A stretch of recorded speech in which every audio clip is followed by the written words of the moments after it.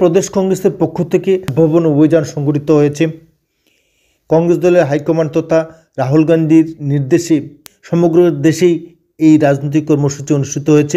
রাজ্যের গুরুত্বপূর্ণ বিষয়কে এড়িয়ে কেন্দ্রীয় নেতৃত্ব যেভাবে মণিপুরের ইস্যুকে সামনে রেখে কংগ্রেসকে চাঙ্গা করার চেষ্টা করছেন, সেই চেষ্টা কতখানি সফল হয়েছে তা ইতিমধ্যেই প্রদেশ কংগ্রেস সভাপতি আশিস কুমার সাহা হাড়ে হাড়ে উপলব্ধি করতে পেরেছেন।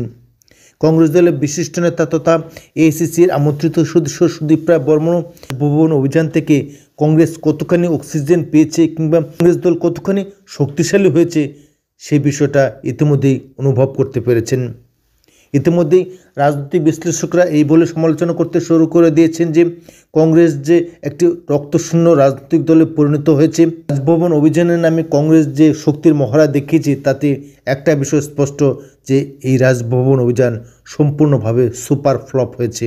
অর্থাৎ এর যে মানুষ আজ কংগ্রেসের প্রতি আস্থা রাখতে চাইছে না কিংবা কংগ্রেস দলের নেতৃত্বদের প্রতি, কংগ্রেস দলের নীতির প্রতি আজ মানুষ আস্থা হারিয়ে ফেলেছে, যার ফলেই আজ রাজভবন অভিযানের নামে কংগ্রেস দল যে সুপার ফ্লপ রাজনৈতিক অভিযান করেছে তাতে আগামী দিন কংগ্রেসের বিদায় ঘণ্টা বেজে যাবে সেটা জলের মতো পরিষ্কার হয়ে গেছে। যদিও এর যে কংগ্রেস নেতৃত্বরা নিজেদের ব্যক্তিগত আখের গোছানোর স্বার্থে সমস্ত বিষয়টাকেই এড়িয়ে গিয়ে এই রাজ্যের তথাকথিত কংগ্রেস কর্মীদের নিয়ে যে ধরনের ছেলে খেলা খেলতে চাইছে তাতে আগামী দিন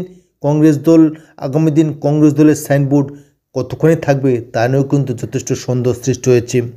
কংগ্রেস দলের সাধারণ স্তরের কর্মীদের নিয়ে রাজ্যস্তরীয় নেতৃত্বরা যে ধরনের রাজনৈতিক খেলা খেলছেন তাতে কংগ্রেস কর্মীদের, সাধারণ কার্যকর্তাদের ভবিষ্যৎ যথেষ্ট অনিশ্চিত হয়ে পড়বে।